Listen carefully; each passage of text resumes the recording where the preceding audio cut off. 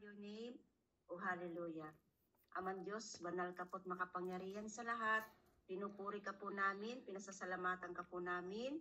Sa oras na ito, Lord God, meron na naman po kaming gawain sa gabi po dito. Salamat po, nagkakasama-sama na naman po kami sa isang gawain na ganito, Lord. Salamat po sa mga buhay po ng bawat isa na lalaan po ang oras sa amin pong gawain.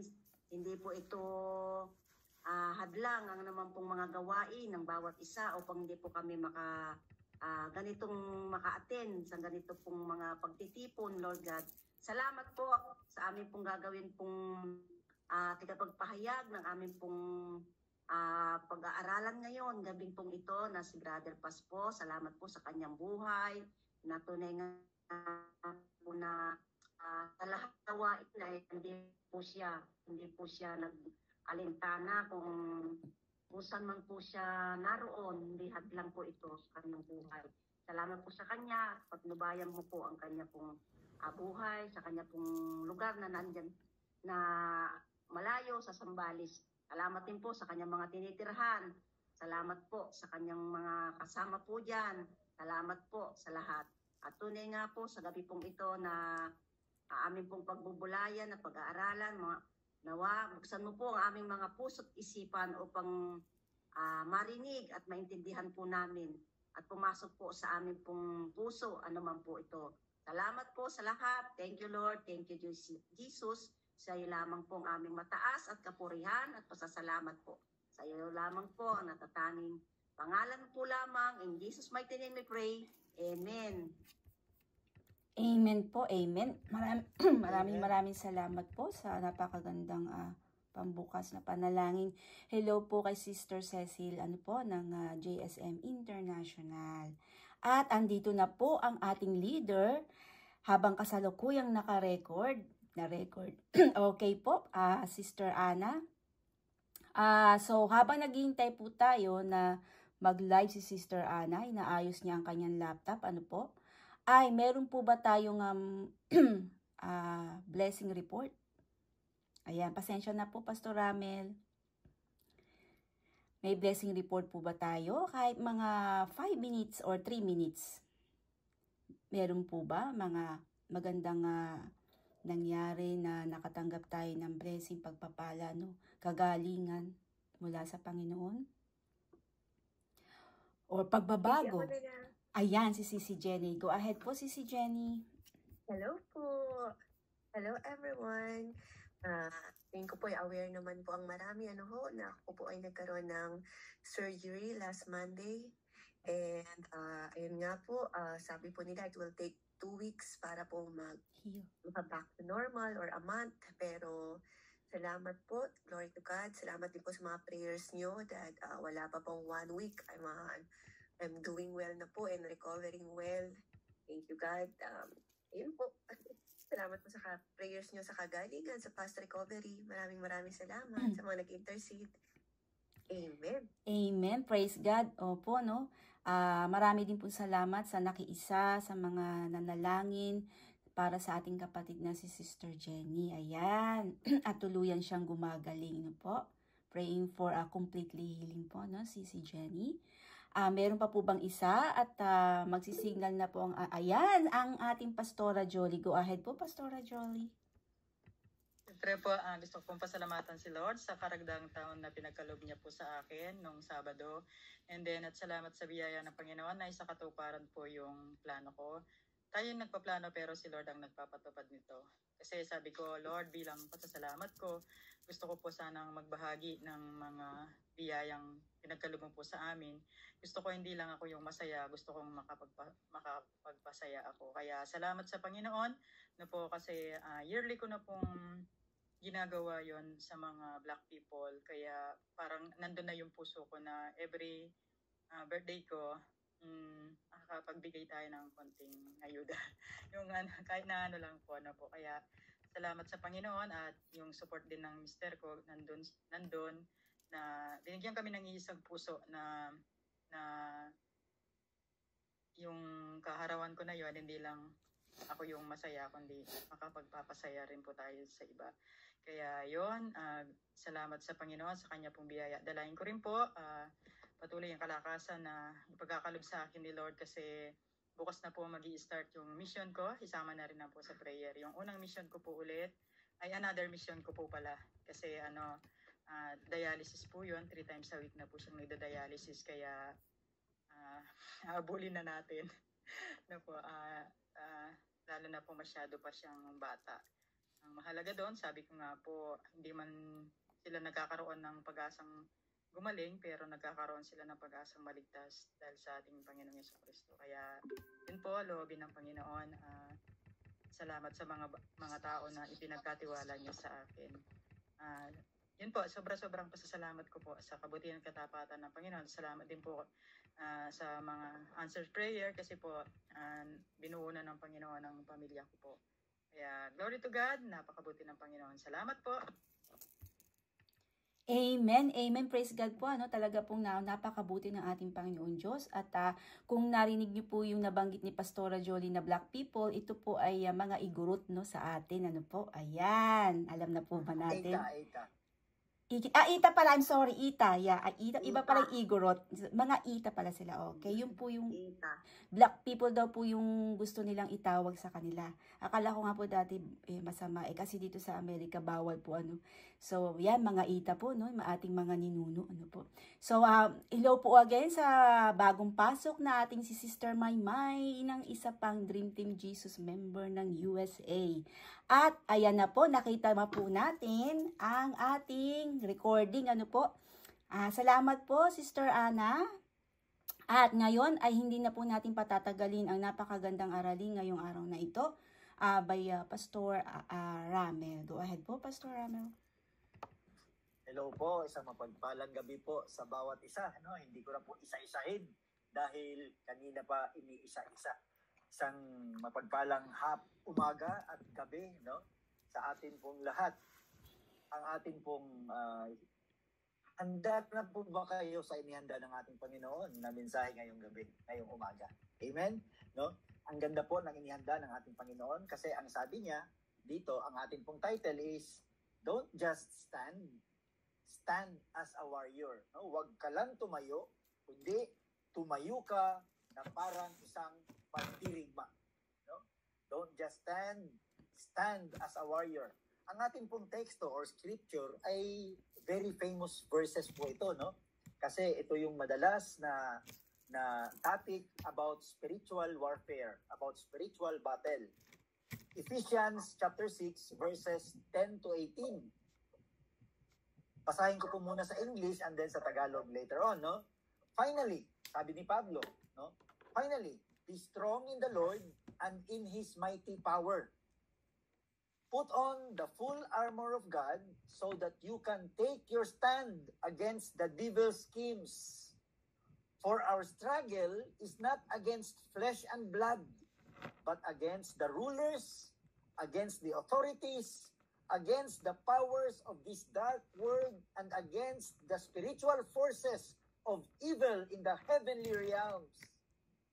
Therefore, put on the full armor of God, so that when the day of evil comes, you may be able to stand your ground, and after you have done everything to stand firm then, with the belt of truth buckled around your waist, with a breastplate of righteousness in place, and with your feet fitted with the readiness that comes from the gospel of peace. In addition to all this, take up the shield of faith, with which you can extinguish all the flaming arrows of the evil one. Take the helmet of salvation and the sword of the Spirit, which is the word of God, and pray in the Spirit on all occasions with all kinds of prayers. And this in mind, be alert and always keep on praying for all the Lord's people. Sa Tagalog po, bilang pagwawakas, magpakatibay kayo sa kalakasang galing sa Panginoon at sa kanyang dakilang kapangyarihan. Isuot ninyo ang buong kasuotang pandigma na kaloob ng Diyos upang mapaglabanan ninyo ang mga pakana ng dyablo. sapagkat hindi tayo nakikipaglaban sa mga tao, kundi sa mga pinuno, sa mga may kapangyarihan, sa mga tagapamahala ng kadilibang umiiral sa sanlibutan ito, sa mga hukbong espiritual ng kasamaan sa himpapawid. Kaya't gamitin ninyo ang kasuotang pandigma na mula sa Diyos. Sa gayon, makakatagal kayo sa pakikipaglaban pagdating ng araw na sumalakay ang masama, upang pagkatapos ng labanan ay matatag pa rin kayong nakatayo. Kaya maging handa kayo. Ibigkis sa inyong baywang ang sinturon ng katotohanan at isuot sa dibdib ang baluti ng katwiran. Isuot ninyo ang sapatos ng pagiging handa sa pangangaral ng magandang balita ng kapayapaan. Lagi ninyong gawing panangga ang pananampalataya na siyang papatay sa lahat ng nagliliyab na palaso ng dyablo. Isuot ninyo ang helmet ng kaligtasan at gamitin ang tabak ng Espiritu na walang iba kundi ang salita ng Diyos. 18, last verse. Manalangin kayo sa lahat ng pagkakataon. Humiling at sumamo sa patnubay ng Espiritu. Lagi kayong maging handa at patuloy na ipanalangin ang lahat ng hinirang ng Diyos. Ang Diyos po ang magpala ng kanyang salita. Hayaan niyo po muna ako manalangin para humingi ng gabay. Ama naming Diyos na pinakamakapangyarihan, salamat po o God sa banal na pagkakataon na iyo pong ipinagkaloob sa iyo pong lingkod upang maipahayag po ang iyo pong hinandang mensahe ngayong gabi at ngayong umaga sa kabilang panig ng mundo. Hayaan niyo po, O Diyos, na iyo pong mga salita ay humipo sa aming mga puso, magbibigay sa amin ng aral, at hayaan niyo po na ito po ay aming maipamuhay sa araw-araw ng aming pamumuhay. Let your words convict us, O God. Let it dwell in our hearts, at nawa po ay pagbubulay-bulayan po namin ang lahat ng aming natutunan upang sa ganun po ay magamit namin bilang aplikasyon sa aming pang-araw-araw na buhay. Lord, gabayan mo po ang gawain na ito. Ikaw po may taas, ikaw po may dakila, ikaw ang mapupurihan. Father God, pagkaloob po sa iyo pong lingkod ang knowledge and wisdom. Itago niyo po sa iyo pong likuran, O God, at i-anoint mo po ang aking mga labi nang sa ganun po punong-puno po ng katotohanan at pag-ibig na nagmumula sa iyo ang bawat lalabas sa aking mga bibig. Ganun din po, O God, sa mga nakikinig, O God, sa online at dito po sa platform na ito. Lord, dalangin ko po, buksan niyo po ang puso at isipan at ipagkaloob po sa kanila ang knowledge and wisdom nang sa ganun po ay mas maunawaan nila at maintindihan ang mensahe na iyo pong pinaparating. Gabayan mo po ang bawat isa, O God, na magbibigay ng insight, na magbibigay ng reflection. Salamat po, O Diyos, dahil sa platform na ito ay patuloy naming mapalakas ang isa't isa at patuloy na mas marami pang kaluluwa ang madala sa iyo pong paanan. Ikaw po ang madakila at mapapurihan. In Jesus' name, Amen and Amen. Handa na po ba tayo sa ating mensahe? Amen po. Alam niyo po, napakaganda. Maraming beses na po natin itong narinig, itong spiritual battle na ito, no? Ito po yung The Full Armor of God, no? Ito yung madalas nating title, The Full Armor of God, ang baluti, no? Base po sa ating binasang talata, no? Makikita po natin na ang paglalakbay ng isang Kristiyano ay hindi simpleng paglalakbay. This is not a casual walk, no? Kung magiging tapat lang tayo, let us be honest, no? Christian life is not easy. Hindi po madali ang buhay Kristiyano. Hindi po, no? Sapagkat araw-araw, tayo ay nahaharap sa pakikipagdigma sa ating isipan. We face battles in our minds every day, no? We face battles in our emotions. And we face battles in our hearts, no? Ang pakikipagdigma natin, hindi lang sa ating isip, kundi sa ating emosyon, pati na rin sa ating mga puso, no? At sa pakikipagdigma na yan, ang iba doon ay talagang loud, no? Talagang maingay ang digmaan na yon. Pero alam niyo po ba that most of them are silent? Mas madalas sa pakikipaglaban spiritually ay tahimik. At dahil sa katahimikan na yon na pakikipaglaban natin, no? They wear us down quietly. Hindi natin alam, pinapahina na tayo. No? Nagiging napapagod tayo, natutukso tayo, nadi-discourage tayo, naguguluhan tayo. At kahit ganun ang nangyari sa atin, still nakangiti pa rin tayo. We are still smiling on the outside. Pero ano ang sabi ni Pablo? Ang sabi po ni Pablo, be strong in the Lord. Diba?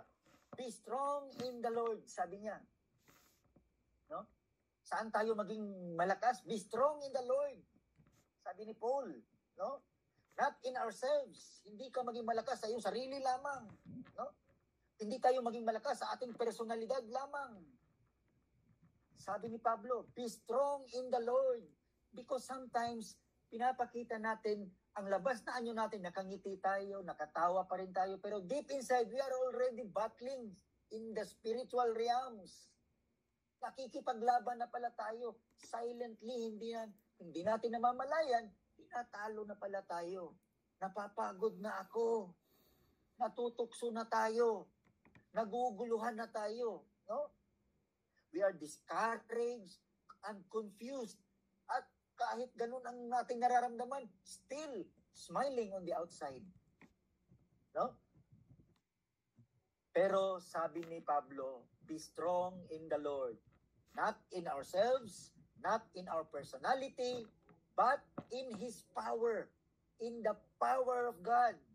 Sapagkat kung ang ating kalakasan, ang ating pagbabasehan, we will not get far. Hindi tayo makakalayo. Tatalunin at tatalunin tayo. Kaya nga, sabi ni Pablo, be strong in the Lord. Hello, andyan pa po ba kayo? Be strong in the Lord, not with ourselves. Kasi hindi natin kaya. Kung tayo lang ang aasahan natin ng ating sarili, hindi tayo makakalayo. Pagbukas pa lang ng pintuan, andyan na agad ang tukso, andyan na agad ang discouragement, andyan na agad ang persecution, andyan na agad ang pagmamak, andyan na agad ang pambubuli. Hindi tayo, masasaktan tayo.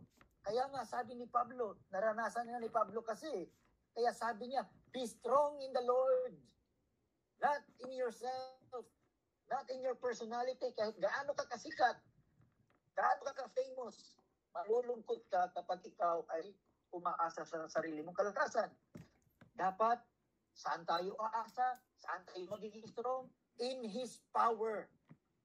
Because with our own strength, we cannot get far. Hindi tayo makakalayo, madadapa tayo, matutukso tayo. So meron po akong 1, 2, 3. No? 3 points lang. 3 points lang. Maiksi lang to. No? First point is, the battle is real. Talagang totoo ang pakikipaglaban natin. No? Sa verse 12, di ba? The battle is real. And it's not against people. Hindi tayo nakikipaglaban sa mga tao. Sabi ni Pablo rito, di ba? Sabi niya sapagkat hindi tayo nakikipaglaban sa mga tao, kundi sa mga pinuno, sa mga makapangyarihan, sa mga tagapamahala ng kadilimang umiiral sa sanlibutan ito, sa mga hukbong espiritual ng kasamaan sa himpapawid. For our struggle is not against flesh and blood. Kapatid, ang iyo pong husband, ang iyo pong asawa, hindi po siya kalaban. Your spouse is not the real enemy. Ang ating ka-churchmate, hindi sila ang enemy. No? Your spouse is not the real enemy.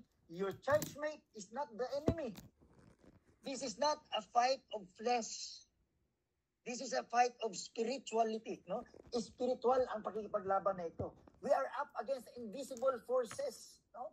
Nakikipaglaban tayo sa mga wersang hindi nakikita na nais alisin, nais sirain ang kapayapaan, na nais sirain ang ating pananampalataya, na nais sirain ang ating mga pamilya, na nais sirain, palamigin ang init ng iyong nararamdaman, ang nag-aapoy na iyong pananampalataya. Yan ang nais na durugin, alisin ng kalaban. No? Our spouse, our church members, they are not the enemy because this is not a fight of flesh. This is spiritual. We are up against invisible forces. Forces that want to destroy your peace. Forces that want to destroy your faith. To destroy your family. To destroy your fire. Nais niyang patayin ang nag-aapoy mong pananampalataya. Nais niyang patayin ang nag-iinit mong pakikipagdiig sa Diyos. At kung hindi ka magiging alerto, kapatid, tatalunin ka kahit na hindi mo alam, tinatalo ka na pala. No? And if you don't stay alert, you will lose without even realizing it. Hallelujah. Kaya, sabi dito ni Pablo, be strong in the Lord. No? Tanong, ito po yung tanong. Who are you fighting right now? Sino ba ang kanino ka ba nakikipaglaban ngayon? Maybe the devil is using situations. Maaring ang diablo ay gumagamit ang sitwasyon, no? Gumagamit ng tao upang mabulag ka mula doon sa pagkakaalam kung ano ba talaga ang nangyayari ngayon. No? Maybe the devil is using situations, using people to blind you from what's really going on para hindi mo malaman kung ano ba talaga ang nangyayari. Binubulag ka kasi tinutukso ka, hindi mo alam. The battle madalas ay silent at minsan hindi natin namamalayan. That is the point number 1. The battle is real. And it's not against people, no? For our struggle is not against flesh and blood. Number 2, you can't stand unarmed. Hindi ka pwedeng tumayo na wala kang armas.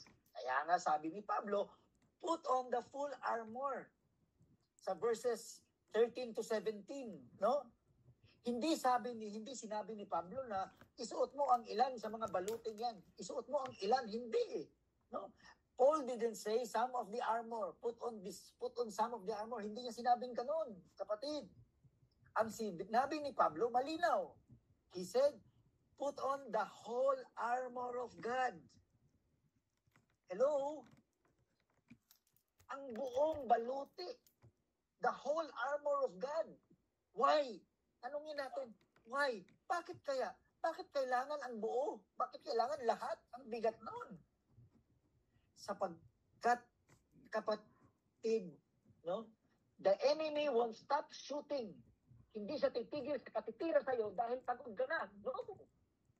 The enemy won't stop shooting just because you are tired. No, my friend, my brothers and sisters, hindi. Mas lalo kanyang titrahin dahil tinadyan niyang mapagod ka upang madali kanyang masila. Kaya nga, put on the whole armor of God. We cannot stand unarmed. Hindi tayo makakatayo na wala tayong armas. You need full protection. Kaya nga, the whole armor, put on the whole armor of God. You need full protection. Ano yung mga protection niya? Number 1, the belt of truth. Sabi niya, di ba?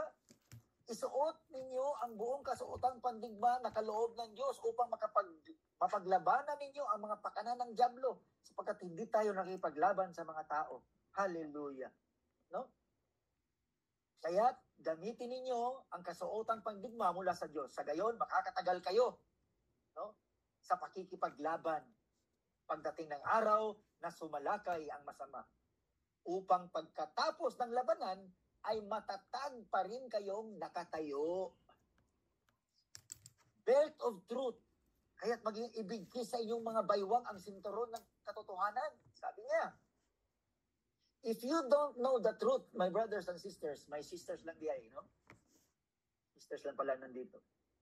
Kapatid, kung hindi mo alam ang katotohanan, mahuhulog ka sa bawat kasinungalingan na hatid ng mundo. You will fall for every lie.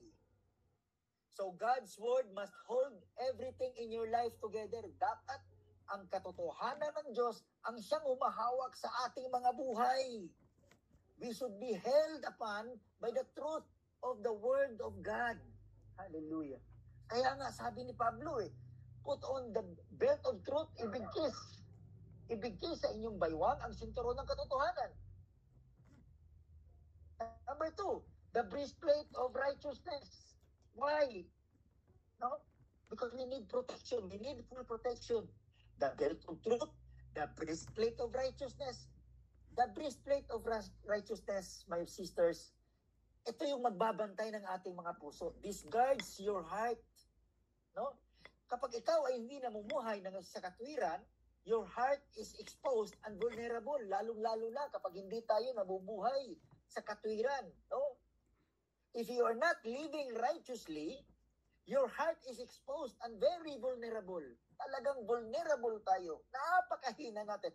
Ang dali-dali nating matalo. Kaya sabi ni Pablo, isuot mo sa dibdib ang baluti ng katwiran. The breastplate of righteousness. And then sabi niya, the shoes of the gospel. Diba? Isuotin niyo ang sapatos ng paghihanda sa pangangaral ng magandang balita, the gospel. You are not just protected. Hindi ka lang dapat protektado. You should also move with purpose. Dapat humahakbang tayo sa bawat layunin na ninais ng Diyos. You're not just protected, you move with purpose. Wherever God sends you, kahit saan tayo pinapadala ng Diyos, sa trabahuan, sa school, sa pamilya, dalhin natin ang mensahe ng kapayapaan. Kaya nga, sabi niya, no? Isuot ninyo ang sapatos ng pagiging handa sa pangangaral ng magandang balita ng kapayapaan. Wherever we go, dala-dala natin ang gospel, dala-dala natin ang ebanghelyo ng magandang balita. No? Wherever God sends us, at work, at school, sa ating mga pamilya, let us always bring His peace. Let us always bring with us His message. Kaya sabi niya, shoes of the gospel. Isuot ninyo ang sapatos ng pagiging handa sa pangangaral ng magandang balita. Fourth is the shield of faith. No? Ito na yung shield of faith. Ang panangga ng pananampalataya. Gawing panangga ang pananampalataya, no? The shield of faith. Because faith is our defense when doubt, no? Ang ating pananampalataya, yun ang ating depensa kapag naroon ang mga pagdududa, naroon ang takot, naroon ang kasinungalingan, darating sa atin ang kasinungalingan, titirahin tayo ng mga kasinungalingan, ng mga kaaway, titirahin tayo, tatakutin tayo, no? I-impute sa ating mga isipan na totoo ba talaga? Gawin tayo para magduda. Lahat gagawin ng kalaban upang magkaroon tayo ng doubt. So ano yung magiging panangga natin? Ang ating pananampalataya. The shield of faith. Because faith is our defense when doubt, when fear, and when lies come. Ang sabi ng pananampalataya, God is still good even when I don't feel it. Mabuti ang Diyos na kahit hindi ko ito nararamdaman, mabuti pa rin ang Diyos. Yan po ang pananampalataya. That is what faith is. Faith says, God is still good even when I don't feel it. Kahit hindi ko nararamdaman ang kabutihan ng Diyos, mabuti pa rin siya. Hallelujah. Next is the helmet of salvation. No? Helmet of salvation because it protects our mind. Kaya helmet of salvation. It protects our mind. No? Because if you're not sure, kapatid, no? Kung hindi ka sigurado na ikaw ay nabibilang kay Kristo, the enemy will play games with your thoughts. Yan po ang katotohanan. Because we are battling with the spiritual realms. Sa isip, sa mind. Kaya nga, kung hindi ka sigurado na ikaw ay nabibilang kay Kristo Jesus, ang kalaman, lalaruin niya ang iyong pag-iisip. He will play games with your thoughts. But if you know who you are in Him, kung alam mo kung sino ka talaga sa ating Panginoon, walang kahit isang kasinungalingan ang maaring makakapagtumba sa iyo. No lie can take you down. Walang kasinungalingan ang magpapabagsak sa iyo. Kung alam mo kung ano ka talaga, kung alam mo kung sino ka talaga sa ating Panginoong Kristo, no single lie, walang kahit isang kasinungalingan ang makakapagpatumba sa iyo. Amen? And number 6, the last is the sword of the Spirit. The sword of the Spirit. The Word of God is not a decoration. Hindi yan decoration na lagi natin nilalagay sa frame, nasa ating wall. Ang Word of God, ang mga verses, hindi po ganun ang Word of God. Kapatid, hindi po yan decoration sa ating mga walls. Hindi po yan decoration sa ating mga Facebook page. Hindi po yung decoration sa ating wall na ating pinopost. The Word of God is not a decoration. It is your weapon. Yan ay isang sandata. Tandaan po natin. No? Because you cannot fight. Hindi tayo pwedeng makipaglaban gamit ang ating emotion or gamit ang ating opinion, gamit ang ating knowledge. Hindi po. Ang ating sandata ay ang salita ng Diyos. No? It is our weapon because we cannot fight spiritual battles with emotions or with opinions. No! My brothers and sisters, my sisters lang pala. No? Ay, my brothers and sisters, andyan si Chong. Andyan si Chong. Oo. No? Hindi yan sa dekorasyon lamang palamuti sa ating mga wall, sa ating Facebook wall. Hindi po. Na lagi tayo nagano. Hindi po. It is our weapon. The Word of God is our weapon because we cannot fight spiritual battles with using our emotions. Iiyak-iyak tayo. Hindi po ganon. Dunong, opinion, hindi po. We can fight the spiritual battle with the Word of God. No? We need the living Word. Kailangan natin ang buhay na salita ng Diyos bilang sandata. And then for the third point, no? Dito na po tayo magtatapos. Malapit na po tayo. Do not just wear it. The whole armor of God, wag mo lang isuot. Hindi sapat ang isuot lang ito. Pray through it. Manalangin ka. Sa verse 18, klaro po. No? Don't just wear it. Pray through it.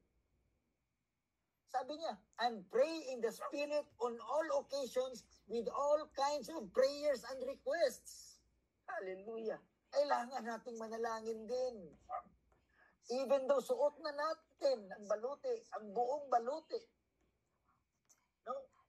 Dapat manalangin din tayo. A soldier doesn't just put on armor. Hindi lamang isuot niya ang baluti. No? Ng Diyos, hindi lamang po. Dapat a soldier, no? Ang isang sundalo kasi hindi lang niya sinuot ang hindi niya lang sinuot ang uniforme, ang helmet, hindi lang niya sinuot ang ganun No? Dapat meron siyang ugnayan sa kanyang commander. Amen? Dapat meron siyang ugnayan, meron siyang relationship sa kanyang commander. Kasi magiging rebelde siya kung wala siyang ugnayan, wala siyang communication sa kanyang commander. Ano ang tawag doon? Sino magkukuman sa kanya? So, a soldier will not only wear the whole armor, no? A soldier doesn't just put on armor, he stays connected to the commander. And how? Paano? By prayer. Because prayer is our lifeline.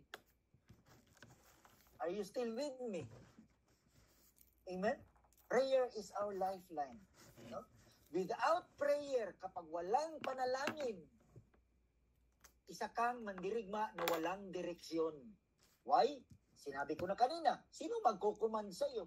Paano mo malalaman ang sinasabi ng Diyos kung hindi ka makikipag-usap sa iyong commander? Without prayer, you are a warrior with no direction. God's armor, without prayer, is like wearing a uniform with no orders. Ganyan po. Meron tayong military woman dito, si Sister Gina, si kapatid na Gina. No? Kailan mo isinuot ang iyong uniforme na hindi ka sumunod sa mga order, na hindi ka nakikipag-ugnayan sa matataas mo na ranggo sa atin? No? God's armor without prayer is like wearing a uniform with no orders. Amen. No? So dito na po ako magtatapos, mga kapatid. This is war. Ito ay pakikipaglaban talaga. Ito ay pakikipagdigma. Hindi lamang ito Sunday stroll, hindi lamang ito isang pasyal sa linggo, no?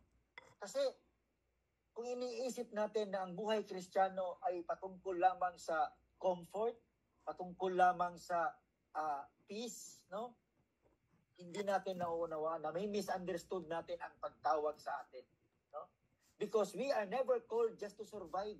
Tinawag tayo hindi lang para mag-survive no? Tinawag tayo upang tumayo. Tinawag tayo upang lumaban.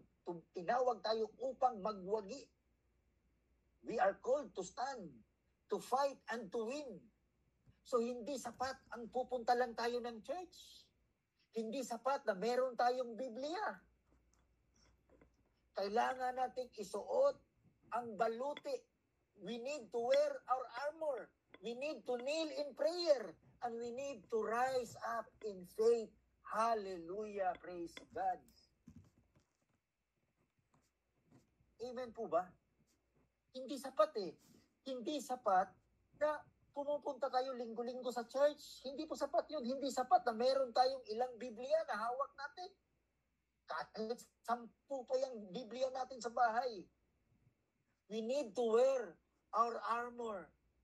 We need to kneel in prayer. Kailangan natin isuot ang baluti. Kailangan tayong lumuhod sa panalangin. At kailangan tayong tumayo sa ating pananampalataya. Rise in faith. So ito po ang ating final challenge. Ito po yung pinakahamon sa atin ngayong gabi, ngayong umaga. Tanungin po natin ang ating mga sarili. Kumusta ang aking baluti? How is my armor? Naisuot ko ba ang aking baluti? Naisuot ko ba ang aking armor? Or isinantabi ko lang? Inilagay ko lang sa tabi? Puno na ng alikabok. Meron pa bang apoy sa aking mga panalangin? Or wala nang laman ang bawat salita na lumalabas sa ating mga bibig? Ako ba ay nakatayo na matatag? Or ako ba ay dahan-dahan na nagbaback out? Am I standing strong? Or am I slowly backing down? Tumayo po tayo, kapatid. Stand. Not just for yourself. Hindi lamang para sa sarili mo. But for your family. For your faith. For your church. For your calling. Stand. Let us stand. Tumayo tayo. Let us win. Be strong in the Lord. Sapagkat diyan manggagaling ang tagumpay. Be strong in the Lord. That is where your victory comes. Amen? Be strong in the Lord because that's where your victory comes from. This is war. Nasa gera po tayo ng spiritual realms. And in Christ, hindi lamang tayo nakikipaglaban, kailangan din nating magwagi. Amen? To God be all the glory. Nawa po ay mayroon po tayong natutunan at salamat po sa matyaga ninyong pakikinig. Marami pong salamat. To God be all the glory.